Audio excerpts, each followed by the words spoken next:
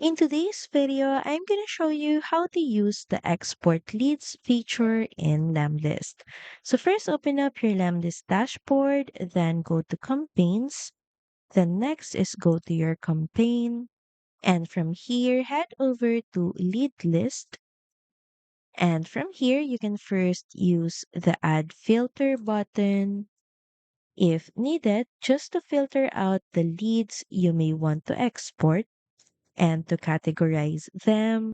Then next is just tick the box beside the leads you would like to export, or you can also just tick the box beside here at the top of the table to select all leads and click on the export button at the bottom.